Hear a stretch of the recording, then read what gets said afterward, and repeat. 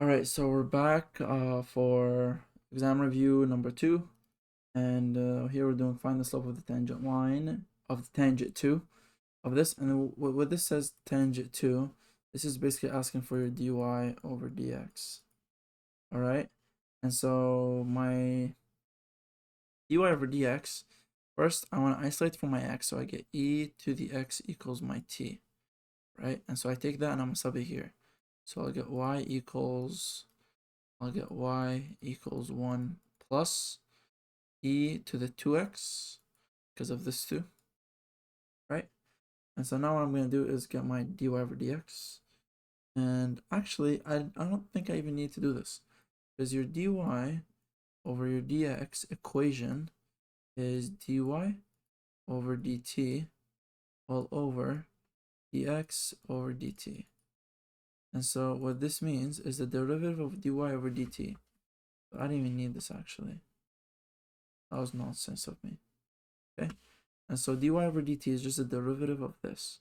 This will go to 0, this will become 2t all over dx over dt, which is the derivative of ln t is 1 over x, right?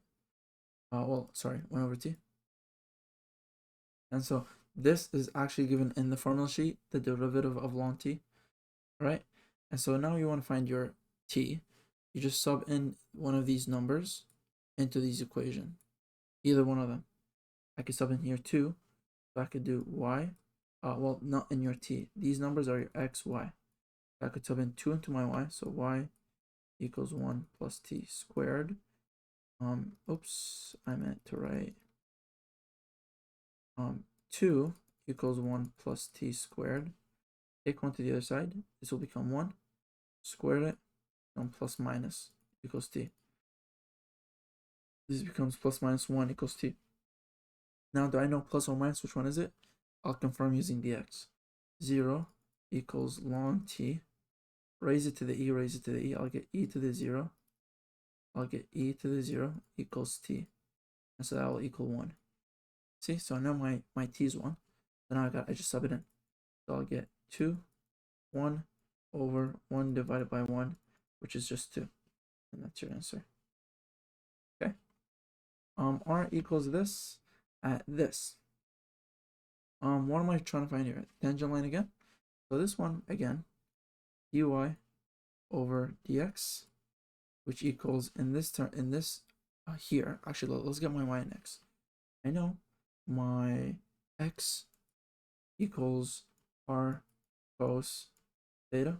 How do I know this? Imagine you have a triangle. This is your r. This is your theta. I'm looking for my x. How can I get this? If I do r times cos, so I know cos theta equals adjacent over hypotenuse. If I take my hypotenuse is my r, right? This is actually over r. My adjacent is actually x. So this is x over r. If I take r to the other side, then x equals r cos theta, right? And that's the same thing for my y equals r sine theta. Okay? And so since I know these two, what I gotta do is sub this into my r, or do it the other way. Okay? And so what I'll need here is if I say x equals 3 plus cos 3 theta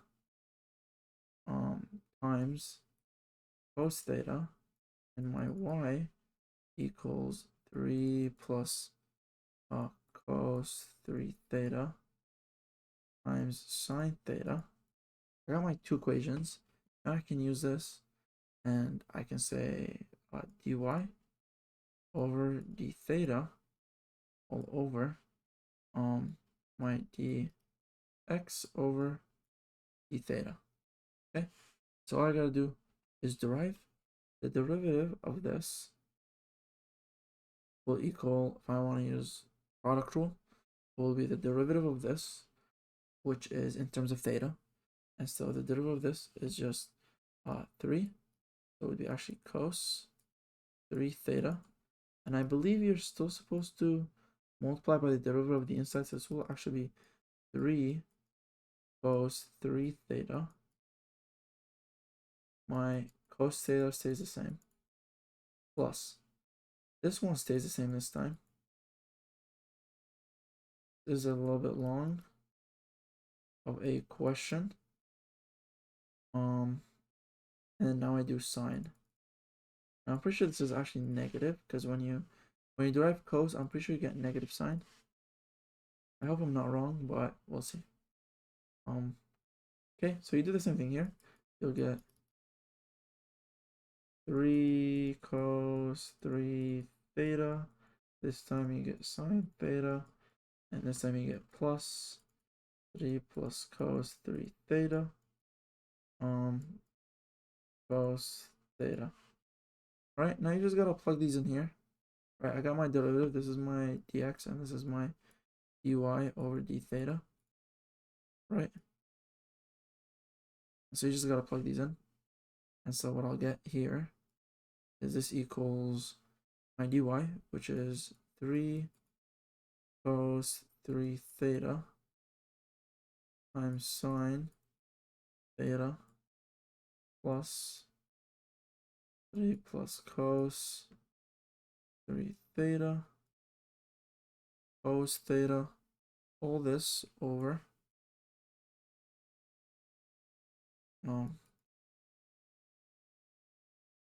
I'm just rewriting it. Nothing too special. And I get here sine. Right. Okay. And now what you want to do is plug this in here. And so my cosine of pi over 2 is 0, I believe. But it's 3 pi. So what's my sine of pi over 2? Is 1. Okay, so my sine pi over 2 is 1. So this will become 1. This will become 1. What's my cos pi over 2? Cos of pi over 2, I believe is 0. Yep. So this will go to 0. This will go to 0, making this whole thing go to 0. I'll have this part and this part. And so let me plug that in and I'll be right with you in a bit. Okay, so I actually made a mistake here. And the mistake is when I derived my inside, I forgot to switch it. Alright, and so here, this is actually supposed to be sine. Alright. There's supposed to be sine here because I derived the inside, right? The derivative of cos is sine, and I forgot to do that. And so I just gotta, actually I'll change them here. So this is supposed to be sine. So let me delete all these parts. There you go. These are all fine. That was my only mistake, I'm pretty sure. So this is the mistake. Let me go calculate it and get back to you. Okay, so actually I didn't even need to calculate it much because sine of pi over 2 goes to 1. Cosine of pi over 2 goes to 0. So this whole thing goes to 0. Okay? And since this goes to 1, cosine of 3 pi over 2 also goes to 0. So this goes away. I have a 3 left.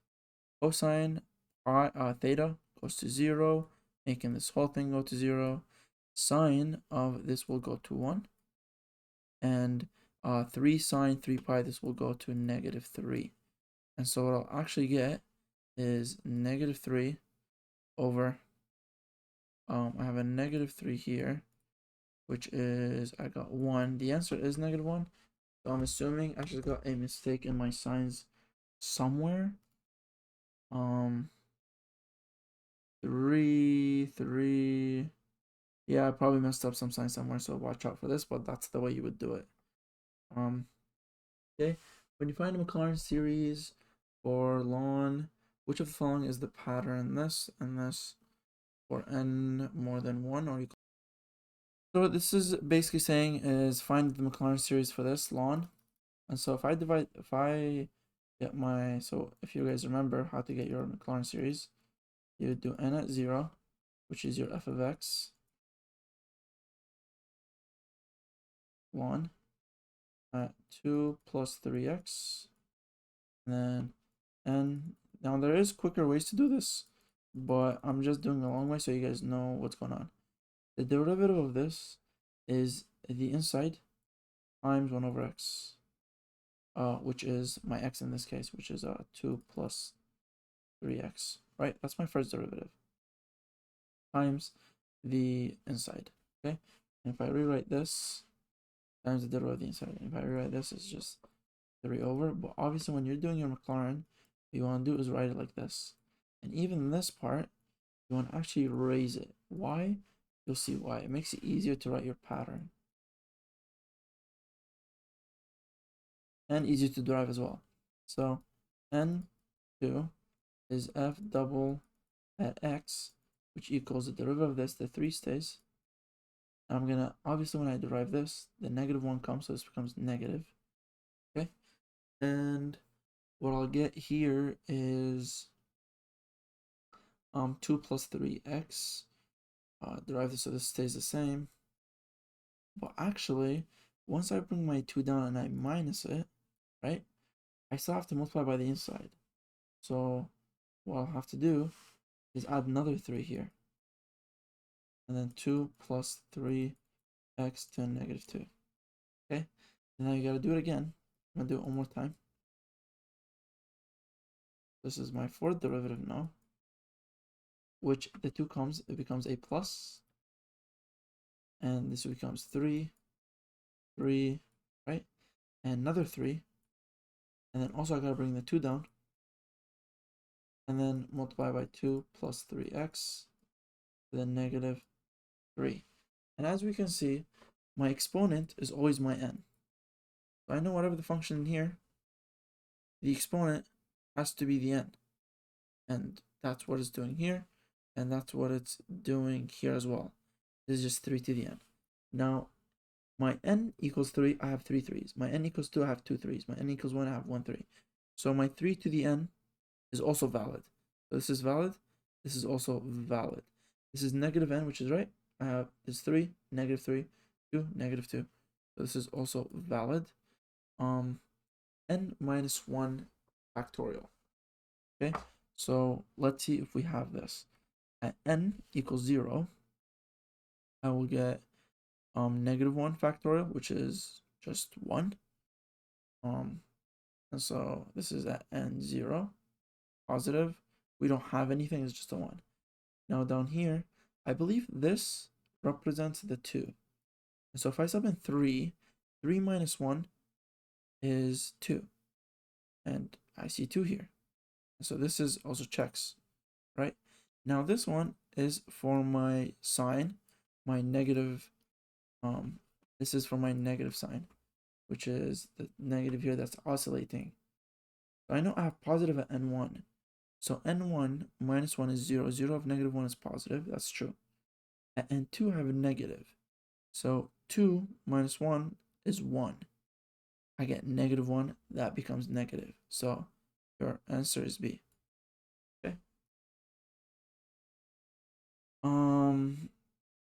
And here also remember it says n at 1 because when you're doing n at 0, ln of 0 is just 0, so you don't really want to take this, and so that's why it starts at 1, aka here. Okay.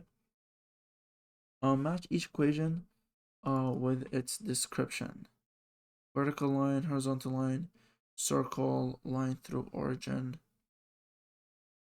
Continuing for this question, how can you solve for these?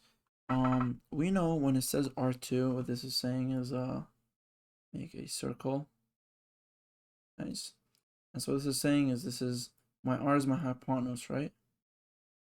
Right, this is like radius of a circle, right? When R is 2, then when I go around, I will create a circle, right? And so that's that. This is a circle. Okay. When theta is 2, same thing. I have a circle. And when I have here, when it says theta equals 2, here, theta equals 0. And so what I'm going to do is theta equals 2 radians, which is about 114 degrees. And so this would be what I have. Oops. Right, and this would be a vertical line going like this, right? Just keeps going infinitely, and so it's a line through the origin. All right, now which one of these is which? As we know, your x equals r cos theta, your y equals r sine theta.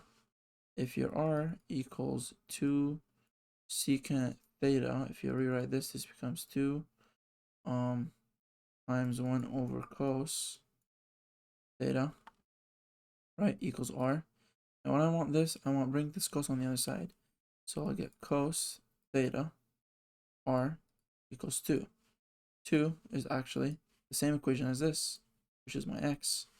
And so on the graph, at 2, I got a line. And so this is vertical. And I could do the same thing for my r equals 2 cosecant theta. And now what I'll do is this is 2 times 1 over sine theta. Take it to the other side, you'll get r sine theta equals 2. This is the same thing as y equals r sine theta. And so my graph at 2 is a horizontal line. And so that's where this goes. Okay. Use the chain rule to find G, U, and we have all this, all these little things. At they also give us some values, and so to find your G over my U, first I have to go through my G over my X. Does my X have, so my X has just U, right? So this is actually dx, and then dx over du. Okay, why is this curly? It's actually, oops, made a mistake here. Bottom also has to be curly. Why are these curly and these ones are not?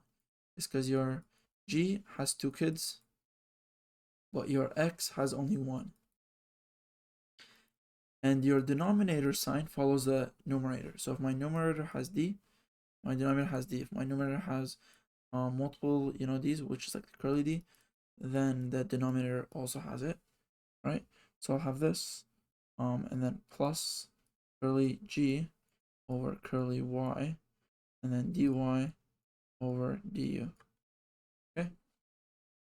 And so now this equals, first I gotta derive in terms of x, and so deriving in terms of x, what I'll get is y3 minus, so let me actually put this in brackets, minus deriving this will be bringing down the 2, you multiply, you get 8x, right? And then plus y is a constant, I'm deriving in terms of x, goes to 0. All right, now this is times my derivative of x, which is e to the u squared, which is e u squared times the derivative, which is times 2u. Okay, plus now deriving this in terms of y, which is my x stays because it will act as a constant. My y, the 3 will come down, and this is 2 minus my 4x squared, this is x, I'm deriving in y, that goes to 0, and my y will be plus 1. All right, and then my y in terms of u, I gotta derive that. The derivative of this, is that v? Oh, that's v sine u. Okay, so if I rewrite this, okay, so you see now that I found out that this has actually multiple children, this will actually be curly y over curly u. This basically tells me that I'm deriving in terms of u. This one, because I only have u and my x, I don't have to specify, right, that I'm deriving in terms of u. Okay, and so this will become square root of oops, no, what happened? All right. And so if I were to rewrite this, what this is actually v squared plus 1 to the 1/2 sine u. So if I would take this and I derive it in terms of u, this whole thing will stay constant times sine u. Sine will become cos u, right? And so that's me deriving in terms of u. And now I gotta plug this in here, which is v squared plus, I don't know, I have actually v squared plus 1 over 2 cos u. There you go. Now you're probably asking, oh, what's my y, what's my x? All you gotta do is plug in. You take this, you plug it in here, which you'll get x equals 1. And you'll take this u, plug it in here, take this and plug it in here. And so what you'll get for this part, so we know x equals 1. We know y equals the root 3 squared plus 1, which is 10. And then sine u, sine 0 is actually 0. So y is actually 0. Okay? And so now plugging in here, what I'll get is 0 minus 8x, x is 1, so minus 8. E to the u is 0, so this is 1 times 2u, u is 0, so this actually whole thing goes to 0, making this whole thing go to 0, plus this whole thing goes to 0 now. Alright, 3x, my y is 0 though, so this whole thing will also go away. I'll only have a 1 left, so I don't even need to write that. Okay, my v squared here is, so v is 3 squared, so this is the square root of 3 squared plus 1 cos u, which my u is 0. Cos 0 is 1, and so what I'll get is root 10. That's my answer. Okay. Given this integral, find the approximate value using Simpson's rule. Ugh. Okay, I gotta go get the equation for Simpson's rule. 1 second. All right. So the equation is actually given in the formula sheet, and so you don't have to memorize this.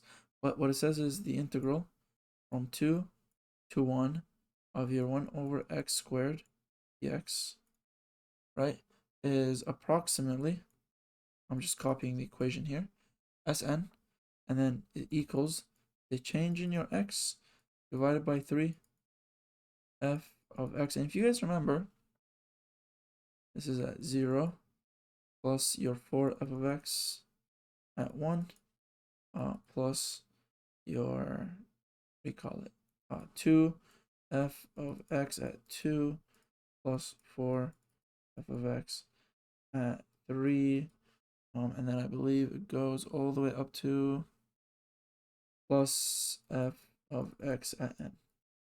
Okay, and what this equation basically says is this Simpson's rule only works with n equals even number, which it is, so we're fine. Now, how do we find my change in x? We're trying to approximate between 2 and 1. And so I know my x starts at 1 and goes to 2. Okay, now I want to know how many divisions. I want 4 divisions. Right, so it's 1, 2, 1, 2, 3, 4. Now I can make this 1, 1.25, 1.5, yeah, so 1.25, 1.5, 1.75. So my change in x is actually 0.25. Okay, so you plug it in, 0.25 over 3.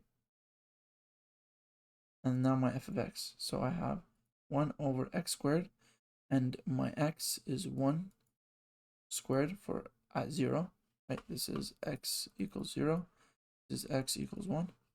Okay, like not 1, you know, x at 1, or rather. Okay, and so plus 4. Now my function, which is 1 over my x, is 1.25 now, squared, plus 2 times 1 over x squared, which is 1.5 squared, plus 4, 1 over 1.75 squared, plus f of x at n is 2. So that would be 1 over 2 squared. And you plug this into the calculator, you should get this number. I'm going to go confirm 1 second. Alright, so that's confirmed. It's the right answer. Now, when it comes to this, they gave you a hint, this one. So how do you do this? What you want to do is, this would be your e, right? And so first let's find our k. Our k says you need the fourth derivative of my function 1 over x squared, right? And so my a equals my 1, which is my bottom bound. My b equals 2, which is my top bound. My fourth derivative, so here I'll do it to the side. So my f of x equals 1 over x squared. The first derivative, so this is raised, this is the same thing as negative 2. So first derivative is negative 2 x to negative 3. Second derivative is 6x to negative 4. And my third derivative is 4 times 6. What is that? 6 times 6, 12, 24. Negative 5. This is negative. And my fourth equals negative 24 times 5, 24 and 24. What is that? 48 times 2, 80, 96. 96 plus another negative 4. Right? So, Jesus, what is this? 96, 100, 100, 06, 110? The negative 6, that's my fourth derivative. And so now I place this in here. It's the absolute of 1 and x negative 6 is less than or k. Now what you want to do is plug in this and plug in this, and you want to get your biggest number. So 110 to the 1 to the negative 6. And what this will give you is just 110, right? And the other one is 110 to the 2 to the negative 6. And this is most likely smaller. And not most likely, almost definitely smaller, because this is basically, well, 110 divided by 2 to the 6. Right? And so now we know our x equals 1. Or actually our k, sorry, our k equals 1. I don't remember whether you choose the x or no, so our k is actually 110. Yeah, I was trying to remember whether you choose the x, but I remember that was actually Taylor derivative Taylor series. That was not it. Okay, so now less than, I know e s less than, we know 110, 2 minus 1 to the power of 5 all over 180 and to the 4. Now how do you actually do this? You keep plugging in n's until you get one that's within this. And so how do you do that? Here, let me simplify. This will be 1 to the 5, which is just 1, all over 180 and to the 4. So let me find the n. I'll be right back with you. So actually I made a little mistake here. I forgot that I'm actually just supposed to sub this in. I guess doing calculus at 5 a.m. in the morning has its downsides. So you just, isolate n to the 4, multiply by n, divide, so what you'll get is n to the 4, 110 divided by 180, which is also times, or divided by, 10 to the negative 3, which this would equal 110 divided by 180 times 10 to the negative 3.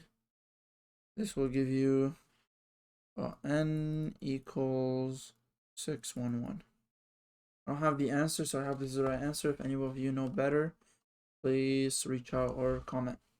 Okay, so then the differential equation which matches the following direction. So we look at this direction. Is it dependent on x? Is it dependent on y? Yes. How do you know? As I move along only the x, the derivative actually changes. That means it relies on x. And as I move only on the y, I could see that the arrows change direction, which means it also depends on the y. So you see here, this doesn't depend on the x because the x is not even in here. This doesn't depend on the x is not in here. This doesn't even depend on the y is not in here. This is the value. How can I confirm this? Here, we know if I sub in 0 and 0, this point will actually point that way, right?